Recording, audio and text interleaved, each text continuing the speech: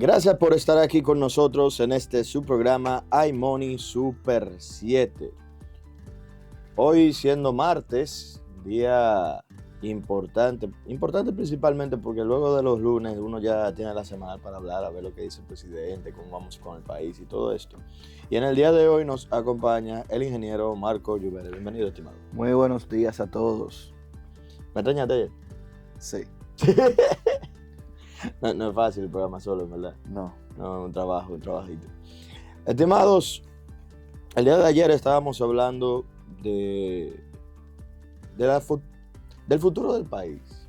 El futuro del país, de cómo se veía ese futuro, de cómo el presidente planteaba ese futuro. Y entre las tantas cosas que se fueron hablando, estuvo principalmente lo que es entender qué es lo que queremos, qué país queremos y cómo lo queremos. Y me llama mucho la atención la visión que me ha parecido correcta que se está teniendo de ajustar la parte de los subsidios. ¿Y por qué digo que me ha parecido correcta? ¿Qué tiene de malo, de bueno, de diferente? Miren, para mí esto es un punto bueno principalmente para que el gobierno tome en consideración. ¿Por qué el gobierno lo toma en consideración? Váyanse a la semana pasada, todos los meses, y hay un discurso continuo en nuestro país. Y es el discurso del clientelismo. Incluso hace 2 minutos, aquí que nos mantenemos siempre en esta emisora al tanto de todo lo que va sucediendo y haciendo reclamos reales, salen a decir que bueno, a las 11 hay que revisarla porque parece que hay mucho discurso clientelista, que no está en el estado que tiene que estar, que todo eso obviamente hay que revisar. Pero el clientelismo, que muchas veces en la política actual la utilizan muy a la ligera, a muchos dominicanos todavía entienden simple y llanamente que es dinero mal utilizado o para hacer favores. Pero en términos económicos y políticos, el clientelismo es hacer políticas principalmente relacionadas con asuntos sociales para poder ganar el beneplácito del pueblo por encima del bienestar de las finanzas del Estado. En otras palabras, regalarle cosas al pueblo, porque sí, sin un plan, sin una estrategia. Entonces, cuando hablamos de comenzar a quitar subsidios, esto es una política completamente anticlientelista. Porque ¿a quién es que se le van a quitar los subsidios? Al pueblo. Si es al pueblo que se le quitan los subsidios, yo no puedo estar teniendo una política clientelista haciéndole justamente lo contrario al pueblo. Por lo tanto, como el gobierno siempre se le ha criticado, y no a este, porque cuando el gobierno pasado y este gobierno era oposición, hacían políticas sociales, también se le tildaba de clientelistas. A este se le hace lo mismo, porque es un mal, ¿verdad?, de la política, que yo creo que es política barata, personalmente, pero es un mal de la política que vivimos en la República Dominicana, en donde si yo lo hago está bien, si lo hace el otro está mal, sea por lo que sea, a mí no me interesa la verdad del bienestar, sino más bien poder criticar lo que está haciendo la oposición, el gobierno. Y visto desde este punto de vista, entonces, para mí me parece muy oportuno y muy bueno la visión del presidente Luis Abinader ahora de comenzar a tumbar subsidios, ya que aquí no se quiso hablar de reforma fiscal. Aquí el pueblo no quiere saber de deuda. Aquí el pueblo no quiere saber de que aquí se vaya a buscar recaudar más de una manera sostenible o estable, sino que simplemente el pueblo en general o los críticos del gobierno en general lo que quieren es simplemente que todo siga como va, viendo los problemas que existen en el sistema dominicano y que al parecer no tienen ese gran deseo de que el sistema se arregle. ¿Por qué digo al parecer no tienen ese gran deseo de que el sistema se arregle? Porque todo lo que se hace, se mueve, es malo. Entonces hay que dejarlo todo como está. Y si se deja todo como está, que lo estamos viviendo y todo el mundo se está quejando, hay también un problema. Para mí un punto que se debe de visualizar y me parece, e insisto, positivo que estemos viendo, está relacionado con también el nuevo ministro de Hacienda, que es Magín Díaz, el cual es un hombre que ha tenido mucha experiencia tanto en la DGI, en crédito público, como también en el sector privado, dando asesorías económicas, haciendo investigación y levantamiento de casos para diferentes instituciones. Y digo que es importante porque otra vez está saliendo la palabra reforma fiscal. Pero esta reforma esperamos que sí se asegure el apoyo de ciertos sectores, como puede ser el sector empresarial, que para mí el gobierno y el ministro debe de comenzar a grabar esas reuniones para que no suceda como sucedió con el antiguo ministro, el cual, ¿qué lo está haciendo? Él está tirando fotos, yo no sé si ustedes lo están viendo, Magín se está tirando fotos todos los días con empresarios, que si se reunieron para hablar de esto y fotos, que si se vio en qué momento hablaron de tal y fotos, que está la DGI, Hacienda y que al final la DGI de Hacienda y algunas instituciones más, fotos. Y es justamente para que no se diga, entiendo yo, parte de su estrategia de comunicación, que me parece correcta, es para que no se diga después, no, él no ha hablado con nadie, como le hicieron a Hochi. Un hombre que usted quería o no esa reforma, que yo estoy de acuerdo en que, bueno, mucha gente no la quería, pero no se podía decir que nunca se juntaron con usted. Que no le hicieron caso es otra cosa. Entonces, el país necesita entender que esas políticas, que no son ni políticas económicas, sino son más políticas de populismo, ¿verdad? Quejarse por quejarse, tener problemas por tener problemas, ya se deben de ir terminando. Ya su vida útil, ¿verdad? Su vida útil de quejas continuas, de problemas continuos, de no buscar soluciones reales a las situaciones del país, ya debe de ir terminando. Y es lo que parece que está buscando o va a buscar en los próximos años el presidente Luis Abinader. Porque la realidad es que hay mucha gente que ciertamente está sintiendo la situación del país, una situación en donde el país no se siente, se siente que la economía está lenta. Bueno, el mismo presidente lo dijo en su momento, que él sabe que la economía está lenta, que la gente lo está sintiendo en los bolsillos, y es una realidad que uno puede estar de acuerdo o no con eso, pero es innegable que el dinero se está moviendo menos, y esto no es malo. Pero aunque no sea malo, a nivel económico, se resiente. Es parte del resentimiento, digamos, de la misma situación, de la misma población, porque hay con cosas que es difícil que un gobierno se pueda meter.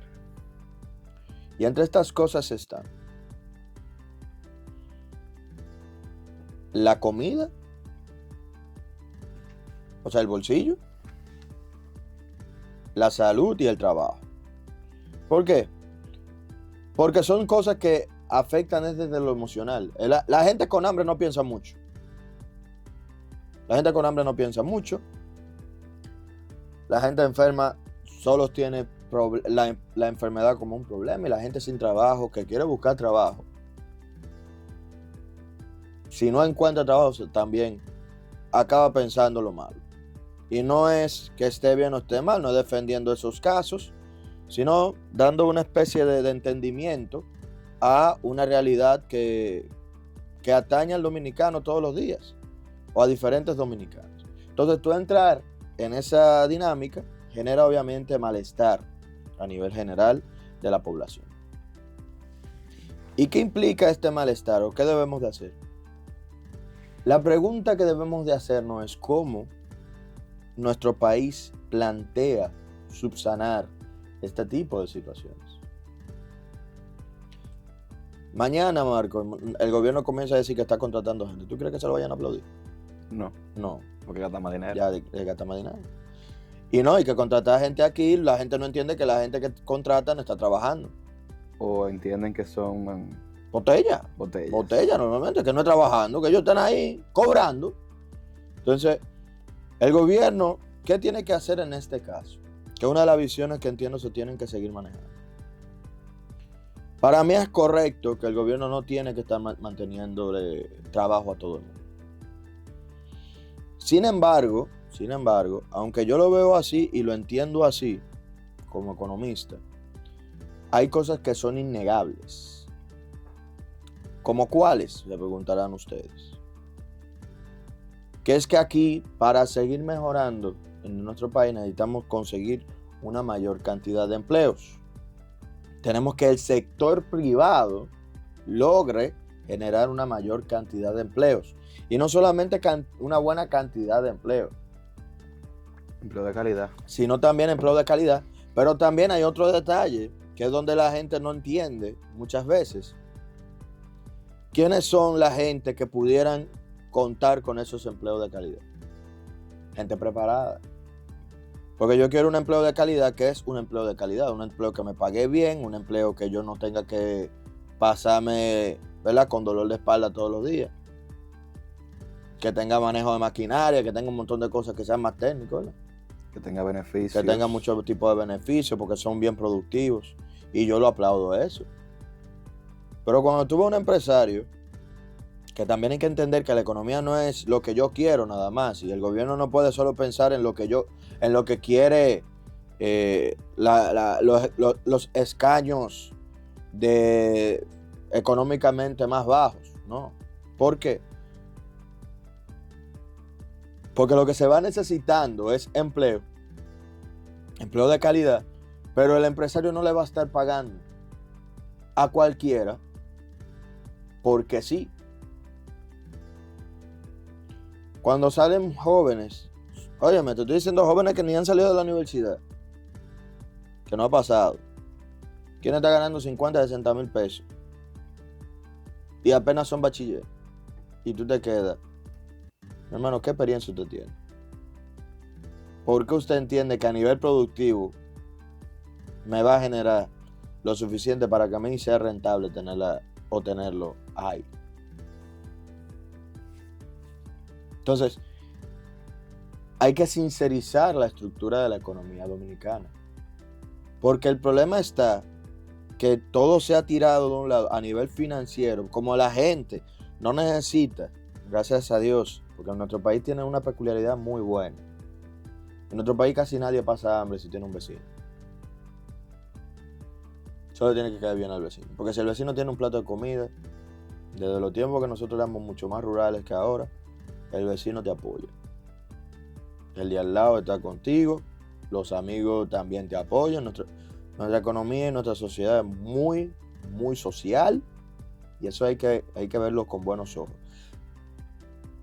Pero con buenas intenciones no se logra seguir avanzando. Y lo digo porque como aquí hay muchos subsidios, aunque la gente no lo quiera ver, como aquí hay muchos subsidios, que era lo que pasaba en Argentina, mucha gente se recuesta. Y lo digo, que eso es lo que pasaba en Argentina, porque yo no sé si ustedes se recuerdan del meme del presidente argentino Milei, que hasta le hicieron un rap. Tecno, le hicieron de todo con la frase, no hay plata. Le hicieron de todo, busquen, que el hombre es músico ahora casi. ¿Y por qué él decía que no había plata? Porque él decía, las arcas del Estado ya no las vamos a seguir gastando en mantener gente. En que el que no quiere trabajar se la pase acostado, ¿no? Vamos a invertirlo en asuntos productivos. Y la República Dominicana no estamos ni cerca de lo que era Argentina en ese sentido. gracias a Dios. Pero hay que ver cómo funcionan las diferentes economías, los diferentes sectores de nuestro país y también del mundo. ¿Por qué lo digo? Tú sabes que en nuestro país nos gusta compararnos mucho con Estados Unidos. Así es. Y hay un sector que a mí me encanta cuando lo comparan con los Estados Unidos y la gente como que se queda con solo la mitad del cuento. Y es con el sistema de salud. La gente cree de verdad que uno va a Estados Unidos, lo llevan en ambulancia y es gratis. Pero aquellos de ustedes que tengan familiares en los Estados Unidos, pregúntenle, ¿qué sucede? Estados Unidos tiene uno de los sistemas de salud más costosos del mundo. Gente que literalmente se va a la quiebra. Eso, ahí es que voy. Tú no sales gratis, a ti te atienden. Pero el médico te ve y te dice, ok, son $500 por esto, por decirte que te duele la cabeza. Son $1,000 por el cuarto donde él te está atendiendo. Si te montaste en la ambulancia son $10,000 por todos los servicios que tuvieron que dar. Y cuando tú vienes a ver, tú sales sano, 100%, pero sales con una deuda.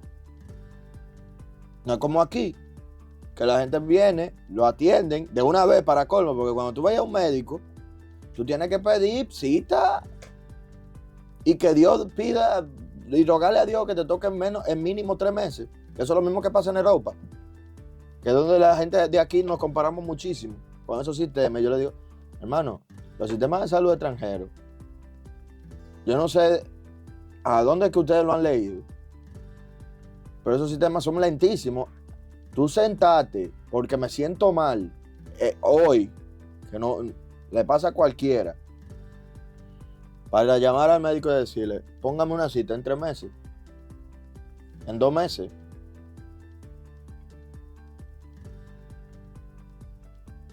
Y uno espera que en esos 2 meses a ti no te dé una sirimba. Porque tampoco es que tú puedas ir a emergencia y llegue a emergencia y hola, ¿cómo están? Yo estoy aquí, necesito que me inyecten algo. Como aquí queremos hacer todos los días. Que para mí, en este país estamos en ese sentido mejor. Nos toca mejor equipación, sí. Pero eso también tiene una explicación económica que eso lo pudiéramos explicar un poco más adelante. Pero el punto está de que el gobierno tiene que hacer algo y continuar con una política de mayor austeridad para que el que no está trabajando, no está haciendo nada, comience a hacer algo. Y digo una política en ese sentido, porque no tiene que ser que el gobierno emplee a todo el mundo. Esa no es la política correcta. Tiene que ser una política donde el sistema económico nacional sea lo suficientemente productivo como para que el dominicano sienta, bueno, o los empresarios o todo el mundo piense, yo puedo pagar mis impuestos, yo puedo poner una empresa aquí y yo sé que todo va a fluir bien. Eso es lo que tenemos que hacer. Incentivar al empresariado a continuar creciendo. Incentivar a las MIPYMES. ¿Tú sabes una política que yo recomendaría? Tuve la ley de cine. Nosotros aquí conocemos la ley de cine, una ley que fue amenazada durante la reforma, la propuesta de reforma. Yo más que eso le puse una reforma, una ley, una especie de ley de MIPYME. Que la gente pueda conseguir certificación de negocio y que si tú vas a poner un negocio nuevo, te inviertan dinero. La gente que te invirtió dinero pueda recuperar parte de su inversión de manera segura. Que eso lo tiene, no solamente lo tendríamos aquí, lo tiene varios países. Hay un país en específico que lo tengo bien consciente, que es Inglaterra. Tú logras conseguir la certificación de que tu MIPYME va a ser formal, todo por el papelito, una certificación válida, a nombre de la persona, ¿verdad? Y a ti te dan $100,000. De esos $100,000, el que te lo dio de inversión, gana una comisión de la empresa, ¿verdad? Un 10%, un 20%, un 30%, lo que sea. Pero el que invirtió, dentro de 2 o 3 años, si la empresa no funciona, se demuestra que no funciona, que cae en bancarrota o lo que sea, se le devuelve el 50% de la inversión. Es una inversión de menor riesgo y es deducible de impuestos, un sinnúmero de cosas que al final a la persona le conviene, al inversionista le conviene y ayuda a formalizar la estructura del país, y además de formalizar la estructura del país, ayuda a dinamizar también la creación de nuevos empleos. Porque fuera del gobierno, de los que más emplean gente en el país son las micro y pequeñas empresas. Y no lo digo yo, busquen los datos del Banco Central. Dentro del tejido productivo, las micro y pequeñas empresas son de las más importantes. Y son las que tienen el potencial de volverse grandes, porque ya las grandes son grandes. Entonces, si tú quieres tener una mayor cantidad de incidencia de trabajos en nuestro país, es bueno impulsar a las MIPIMES. Es bueno que las MIPIMES primero tengan esa necesidad y ese deseo de formalizarse, 1. Y 2, que se desarrollen de una forma tal que por cada empresa se tengan al menos 3 empleados, 4. Y eso te dinamiza muchísimo la empleabilidad en el país y te estabiliza incluso la estructura de nuestro país. Entonces, durante los próximos años, que ya el presidente ha comenzado a hablar de reducción de los subsidios, esperamos que no solamente se quede en reducción de los subsidios, sino que, como sabemos todos, se pueda ver como inversión en la gente, pero en infraestructuras necesarias para hacer buenos negocios. Eso es lo que yo quiero decir con inversión a la gente. No es darle comida, darle trabajo. Hay una frase que dice: tú le das un pescado a un hombre un día y le quitarás el hambre ese día. Tú le enseñas a pescar y le quitarás el hambre la vida entera. Y eso es lo que debemos de buscar como país. Que todo el que tenga la habilidad y las capacidades para trabajar, trabaje por su bienestar y el bienestar de la nación. Gracias por seguir aquí con nosotros en su programa iMoney Super 7. Marco, tú estabas mencionando ayer el informe de presupuesto, ¿verdad? Ayer lo mencionamos, sí. Y mencionamos principalmente el crecimiento del PIB y el panorama macroeconómico que se tiene la República Dominicana y lo que se espera para el año 2029. Que al parecer es un país muy, muy distinto al que estamos esperando ahora. Y eso me parece bien, porque al final hay que ir mejorando. Lo que vemos en contexto de este informe, lo primero es que el crecimiento para República Dominicana, que son los macro identificadores, tenemos que el crecimiento del PIB se espera que fuera fue el 2024 de 4.95 y se espera que para este 2025, que ahí viene uno de los primeros ataques de la estructura macroeconómica, es que llegue en 3.5, que la gente está diciendo, y es real, se siente que la economía está lenta. Lo decimos porque uno esperaría que la economía creciera alrededor del 4.5, entre 4.5, 4, 5, ¿verdad? Normalmente más cerca del 5 que del 4. Y en este caso es por debajo del 4, está en 3.5. Para la proyección del 2026 se esperaría que fuera de 4.5, como ya había mencionado anteriormente. La inflación está controlada, como ya sabemos, una inflación de 3.35% del 2024, y obviamente en este año todavía tenemos que ir viendo, pero se espera que se cierre dentro de los rangos meta, que eso siempre es, por eso que son rangos meta. Y obviamente para el 2026 también está dentro del rango meta del 4%. El tipo de cambio, que yo esto siempre lo menciono, y para mí es importante que lo veamos. Cada vez que se habla de presupuesto, usted puede tener un estimado de más o menos cuánto va a ser el dólar. Si usted quiere ser un buen economista, en tema de tipo de cambio para comenzar. Yo se lo he dicho hasta a mis estudiantes. Revisen el presupuesto nacional, que el presupuesto nacional todos los años tiene una estimación del dólar. Y yo le aseguro que el gobierno va a hacer todo lo posible por mantener un dólar estable y cercano a ese que está en ese número. Y para el 2026 el dólar, ellos esperan o estiman que esté en 63.79 dólares, por lo menos para el cierre. Si ustedes siguen para adelante, van a ver que yo me estoy quedando hasta el 2026, pero las proyecciones llegan hasta el 2029, que ya mientras año tras año pasa, Eso se va actualizando. No, y también que obviamente el crecimiento se vuelve un poco más exponencial.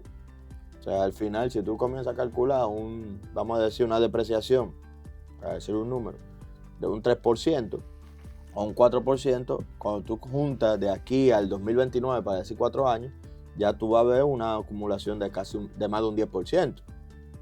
Sin contar el efecto compuesto, el interés compuesto o el crecimiento compuesto. Pero esa tabla lo que indica es que para el 2029 se espera que el dólar esté a 71,75. Sí, es normal. Peso. Sí. ¿Y qué, te parece mucho? Realmente, sí. Pero la gente está diciendo que iba a llegar a 70 este año. También es cierto. O sea, vamos a ser serios, gente. O sea, mañana la economía nacional no se va a volver la más fuerte del mundo, ¿eh? O sea, va a seguir subiendo. El que espere que baje, bueno, que Dios lo encuentre confesado, porque yo no sé a quién le están orando, porque que al final, año tras año aumenta. Ya uno tiene que tener en la cabeza que eso va a aumentar. Y de aquí a 4 años, que suba 5 pesos, 6, ¿cuánto es que está ahora el dólar? A 61. Que suba 10 pesos, eso quiere decir que de aquí a 5 años son 2 pesos por año. Por favor, vamos a ser serios. O sea, eso es normal. Hay economías que se devalúa el dólar 10, y 20, y 30 y 40 pesos de esa moneda. Eso es cierto. O sea que eso está muy estable. Eso está muy estable. Sí, tienes razón. Si lo vemos a nivel porcentual, puede ser que sea muy parecida porque ya hay monedas que ya le han quitado. Tú sabes que hay monedas que le han quitado hasta cero. Sí, las monedas de Colombia y Venezuela le han quitado 3 y 4 ceros. A muchísimas le han quitado cero, justamente. Para que vayamos entendiendo que cuando uno ve eso, uno dice, me duele, porque al final uno va a seguir comprando cosas. Pero obviamente uno lo que tiene que ser justo también con la situación. Una cosa es que sea una crisis y otra cosa es que ya yo sepa, como le estoy mencionando desde el inicio.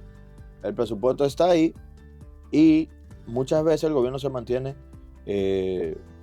dentro de esos márgenes.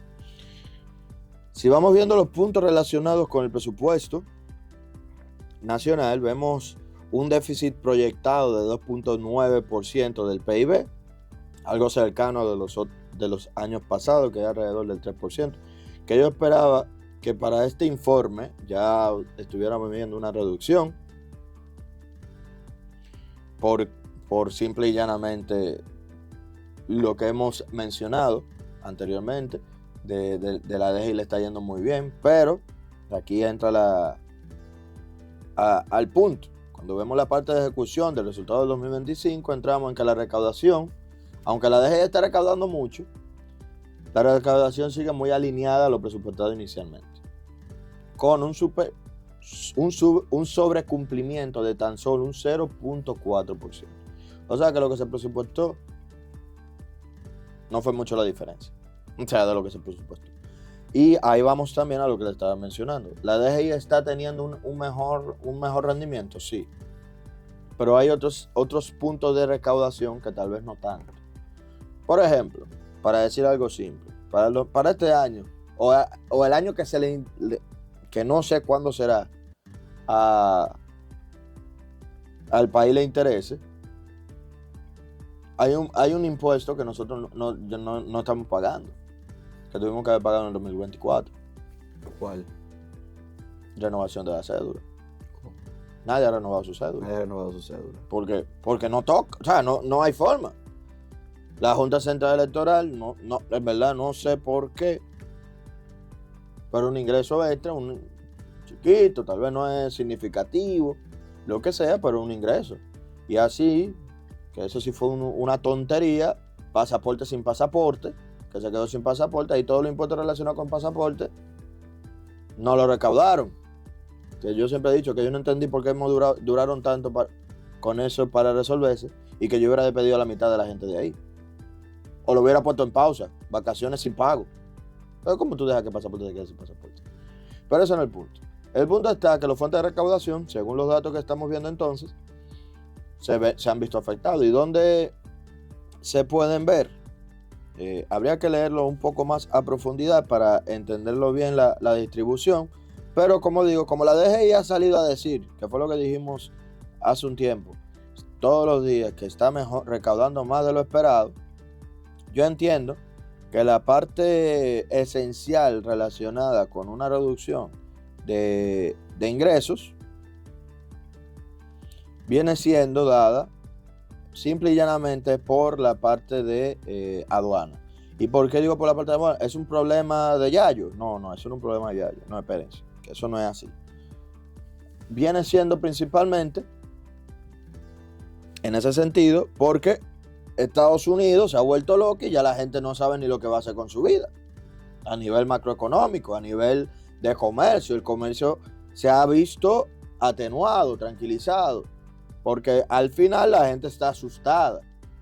Y después donde más hay comercio viene siendo con la frontera, que ahí sabemos ¿Cuál es la situación? Sabemos que hay una situación un poco más delicada. Además de que también hay otro impuesto que me parece tenemos que también darle seguimiento, que es el impuesto sobre la transferencia y sobre las propiedades. ¿Por qué? Porque dada la reducción también del dinero, hay menos gente comprando carros, menos gente comprando inmuebles. Incluso hay mucha gente saliendo a venderle y ya los precios, yo se lo estoy diciendo a la gente, los precios están comenzando a bajar. Ahora es un momento interesante para aquellas personas que estén interesadas en comprar, porque los precios están comenzando a bajar, porque ya llevan meses intentando vender una casa y un apartamento. Y como llevan meses en eso, ya la gente dice, no, pero yo necesito salir de este inmueble, porque yo estoy pagando mantenimiento, un montón de cosas, y yo ni la estoy viviendo y no estoy haciendo nada con eso, porque nadie lo quiere alquilar tampoco. Entonces tal vez puede ser interesante que se comiencen a movilizar en ese sentido. Pero lo que quiero decir es que hay explicaciones, por eso el déficit proyectado no baja, porque al final las recaudaciones se han visto afectadas, la DGI lo está haciendo bien, o ha estado en un marco mucho más estable, porque al final el mismo gobierno ha redoblado los esfuerzos para cobrar esos impuestos. O sea, el país entero se ha volcado después de que aquí se negó el deseo de la reforma fiscal, a decir, bueno, pues si aquí la reforma no la vamos a tener, se tiene que mejorar la recaudación de alguna manera. Y no engañando gente, ni cobrándole más, es cobrando el impuesto que ya sí dice la ley que le tienen que cobrar. Lo que le corresponde. Lo que le corresponde. Entonces, la trae un poco más fuerte a la gente, buscar la manera de hacer datos cruzados y poder llegar al pueblo y hacer valer la ley, que es que va lo interesante, es hacer valer la ley. Aquí vemos también, dentro de los datos, que los gastos, vamos viendo cómo, se efectúan de manera natural a nivel presupuestario, como se iba mencionando. Seguimos teniendo un alto gasto corriente, y en comparación un bajo gasto de capital, que es donde uno muchas veces la ataca, ¿verdad? Estas situaciones en donde uno de los factores principales que tenemos viene siendo justamente los intereses de la deuda, pago de la deuda, el costo de la deuda. También otro punto interesante e importante son la seguridad social, cuánto se va viendo. El punto está en que los gastos corrientes van a ser y siguen siendo lo más importante hasta que cambiemos la visión de nuestro país a nivel del gasto corriente. Que ojo con esto,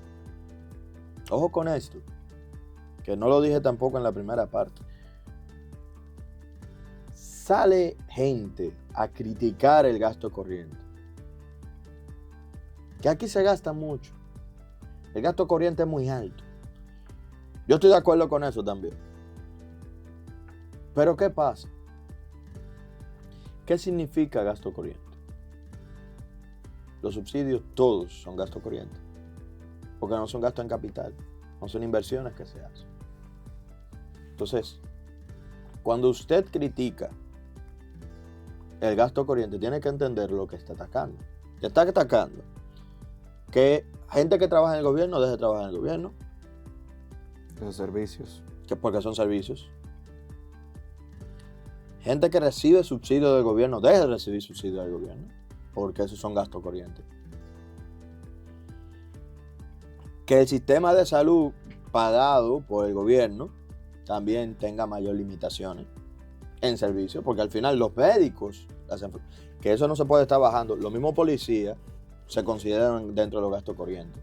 Los que eso no se puede estar servidores públicos en general. Bomberos, doctores, operadores de ambulancia. No, funcionarios también, la que le da atención de la cédula, del pasaporte, todo esto. Todo lo que es gobierno, salario, se considera dentro del gasto corriente. Que es importante entenderlo.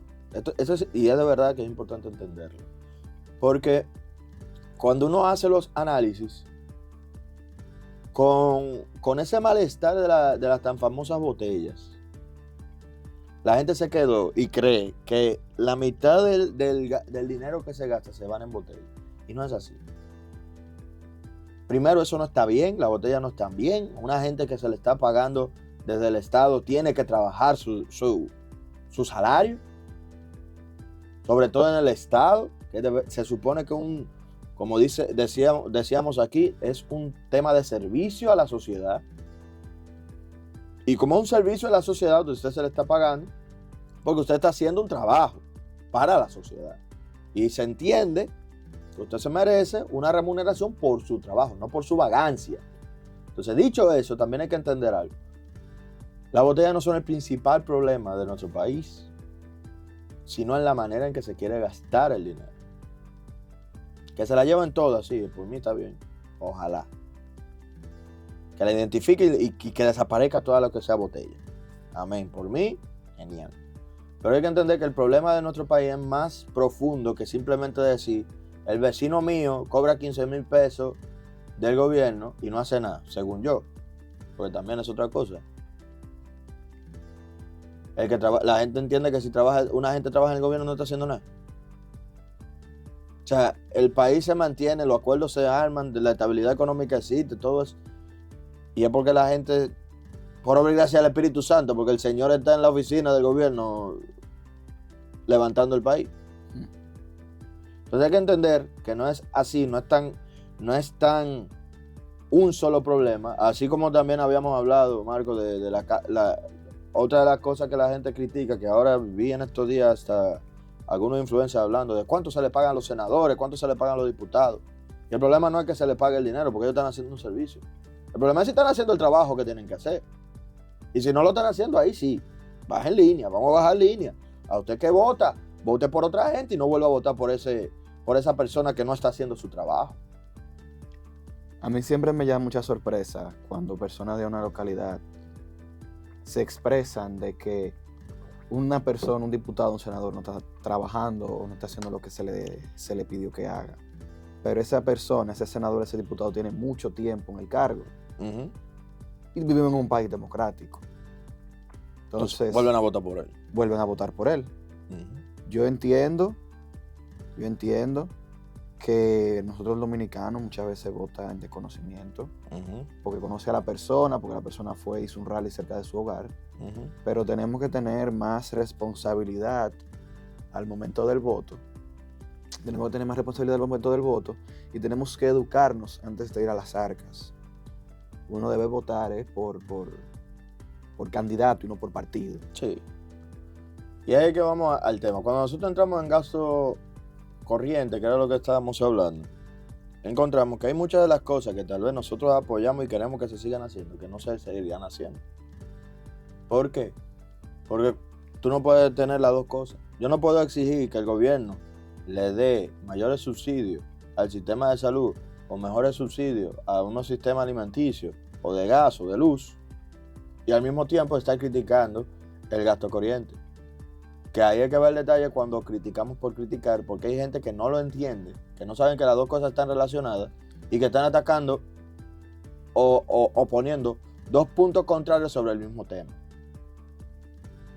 Entonces, dentro de la misma capacidad que tenemos, debemos de ir entendiendo estas situaciones para el bienestar de nuestro país. Con eso dicho, vamos a ir a una pausa y luego continuamos con más en este su programa iMoney Super 7. Gracias por seguir aquí con nosotros en este su programa iMoney Super 7. Siguiendo viendo el presupuesto y todo, hay otra noticia que me llama la atención solamente para agregarla aquí, que es que la DGI ya lleva más de 1.000 millones. ¿Cuánto? 1.000 millones, sí. 1.000 millones con De facturación electrónica. Es un logro. Yo se lo voy a reconocer a la DGI, es un logro. Y va a la par con el objetivo que tiene la institución de digitalizar o empezar a digitalizar el sector laboral de nuestro país. Y el consumo y todo, es un logro. Yo de verdad digo que es un logro, que ojalá eso llegue más lejos y llegue más rápido a las demás instituciones. ¿Por qué lo digo así? Porque una de las razones por las cuales ellos han logrado aumentar su recaudación, y es que, familia, al final, el aliado del gobierno para recaudaciones somos todos. El que le da la información a la DGI somos todos. Y si nosotros todos comenzamos a darle la información a la DGI solicitando comprobante fiscal, reportando su comprobante fiscal en general, todos vamos a vernos beneficiados. Porque los impuestos se van a recaudar más a la persona que tienen que recaudarlo. Porque yo le voy a decir algo. Cuando usted paga ITEVIS en el supermercado, en los restaurantes, todo eso, usted se lo está pagando a la empresa. Pero eso no es dinero de la empresa. O sea, la DGI deja que la empresa recaude ese dinero para que luego para que después se lo pase. Que muchas veces es lo que le sucede también a la gente cuando cobra con ITEVIS y se le olvida esa parte. Si usted cobra con ITEVIS, ese dinero que dice ITEVIS no es suyo. Ese dinero es del gobierno. Y como es un dinero del gobierno, usted se lo va a tener que devolver en algún momento. Y el gobierno viene y se lo pide. Pero asimismo, si usted no tiene negocio y solamente tiene su empresa, si solamente es usted va, solicita su comprobante, solicita toda esa información. A través de su cédula. A través de reportarlo, porque puede ser uno de consumidor final y reportarlo también. Pero si nosotros tuviéramos esa cultura, la evasión fuera mucho menor. Y aquí pagaré impuestos los que tienen que pagar impuestos, que normalmente son, o uno de los grupos que tienen que pagar una mayor cantidad de impuestos también, son las empresas más grandes. Digo una mayor cantidad de impuestos porque obviamente son las que mueven más dinero y tienen una mayor cantidad de transacciones. Entonces, cuando usted le dice a la DGI, le reporta a la DGI de manera efectiva, esto es lo que yo estoy comprando, primero, le beneficia a usted porque reduce los ingresos que usted tiene y se asegura también de que la empresa que le está cobrando el ITEVIS no se quede con ese dinero. Que eso es parte de la facturación electrónica. Exactamente. Que es de lo positivo que tiene. Muchas personas, que no sabría cómo referirme a esos individuos, dan el mismo comprobante a diferentes actores. Ah, sí, también. No, esos son delincuentes. Rezando de que no lo reporten todos. Sí. Porque inmediatamente usted reporta una factura cuyo comprobante ya fue reportado, la DGI se la devuelve. Y le dije que la factura es errónea. Sí, pero ahí hay que ver el detalle. Que es donde uno tiene que hacer ese pequeño trabajo. Porque cuando la DGI te la devuelven, no le pelean a la empresa que te la dio. Ellos te dicen, yo no te la puedo reconocer porque ya se tiene otra gente. La DGI asume que fue una equivocación la primera vez. Asume que fue una equivocación para que usted resuelva ese problema, porque se pueden dar los errores. Hay muchos errores, claro. Se pueden dar los errores, Sí, claro sí, que sí, sí. sí. Pero Los hay que lo hacen personas... conscientes son los delincuentes. Los que no lo hacen Exactamente. conscientes. Hay personas que conscientemente van y te Hasta dan- uno lo ha pasado, uno ha mandado factura con el mismo comprobante y ya uno se olvidó que había puesto ese comprobante en un lugar. A la gente le pasa. A la gente le pasa. Si tú ese no tienes es- un sistema, obviamente te puede pasar. Y por eso la DGI te trata como lo que puede ser, una equivocación. El problema es cuando tú se vuelves sistémico y hay individuos que te envían el mismo comprobante a diferentes clientes Sí. Esperando que ninguno lo reporte. para evadir. Ujú, ujú. Y solamente, o reportan solamente el que le reportó, porque tienen que hacer la retención. Y que lo ven. Pero la DGI, por eso es lo interesante de la DGI. La DGI es muy clara. Es uno que cree que no, por todo, pero la DGI es muy clara. Ella te va enseñando lo que te han reportado, lo que no. Los contadores saben, los contables saben cómo revisar todo eso y se puede revisar. Es una cosa que no es del otro mundo y que usted se puede sentar a verlo. Pero bueno. Con eso dicho, y viendo cómo vamos a nivel del país, lo primero que me parece muy interesante es que las recaudaciones se están esperando ser cerca de lo que se sabía, 15.4% del PIB, pero que eso representaría 1.336. ¿Cuánto sería? Es mucho dinero. 1.336.197 millones recaudados. Esos son alrededor del 15.4% del PIB, lo cual representaría un aumento del 13.1% en las proyecciones recaudadas en el 2024. También las estimaciones vienen siendo que la DGI, como lo ha ido haciendo, recauda el 11.1% del PIB, la DGA, la aduana, un 3.4% del PIB, y Tesorería Nacional y Donaciones, un 0.9% del PIB. Analizando la parte del gasto, como solo nos quedan 4 minutos, los principales puntos son los siguientes. El gasto total para el 2026 que se estaría proyectando son de 1.591.111.6 millones, que representaría alrededor del 18.4% del PIB, que ahí vamos a lo que ya sabemos del déficit fiscal. Recordemos que lo que se espera que se recaude son como el 15%, 16%, y ahí entra el déficit fiscal. Y los sectores prioritarios son la educación con el 4% del PIB, la salud, que tiene un aumento salarial estipulado, acumulado del 27%, viviendas, con más de 10.000 nuevas viviendas y mejoras a 25.000 pisos, seguridad y defensa, con la segunda fase de verja fronteriza, oficina migratoria en todas las provincias, compensación a militares retirados, que me parece bien, turismo, aumentos salariales al sector, impulso a cruceros y el desarrollo dentro de Cabo Rojo, agropecuaria también con la continuidad del Plan Nacional de SAN 2023-2026, el transporte con la ampliación del metro y la construcción de la circunvalación y diferentes subsidios, mantenimiento de subsidio eléctrico y política de combustible. Que el subsidio eléctrico, insisto, hay que revisarlo. Es el que primero que hay que tumbar. Ese yo creo que es uno de los primeros que hay que revisar. Y obviamente la política de combustible. Entiendo que ya estamos entrando dentro del punto estable. Sí, exacto. Esos son de los...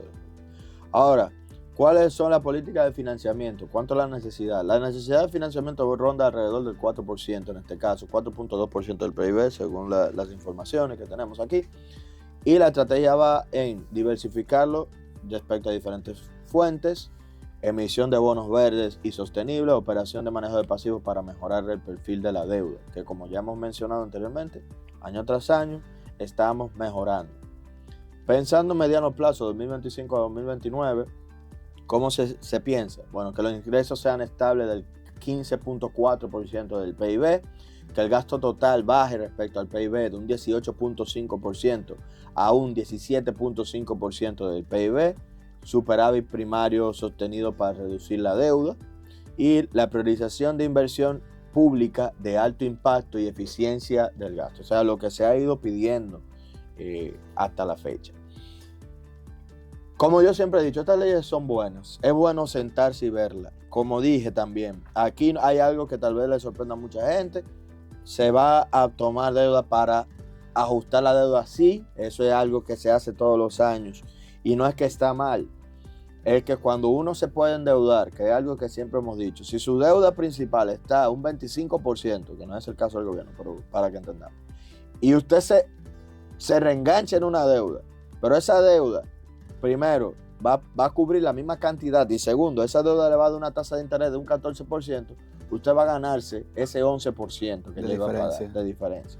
O sea que usted va a estar en una situación mejor y más relajada. Que eso es justamente lo que también va a buscar tanto el Banco Central como Hacienda en el momento de ajustar la deuda. Y otro objetivo para el 2029 es pasar de una deuda de 46.6% del PIB al 2029 a 45.9% del PIB. Que se oye poco la diferencia, ¿verdad? Porque sería un 0.7%. Sí es poco, lo entiendo, lo vemos claro, pero hay una realidad, que se oye poco una reducción. Lo interesante es que no siga aumentando. Y ahí es que va el punto importante. Si la deuda no sigue aumentando, vamos a estar cada vez más en una mejor situación, uno. Y segundo, encaminados hacia el camino correcto de irla reduciendo hasta un punto donde tal vez nos sintamos mucho más cómodos respecto a la deuda. Marco, con esto dicho, hemos llegado al final del programa. Queremos agradecerles a todos ustedes por su sintonía. Estuvieron con ustedes Marcos Lluvedes y un servidor, Joan Monegro. Sigan en sintonía en esta su emisora, la Super 7.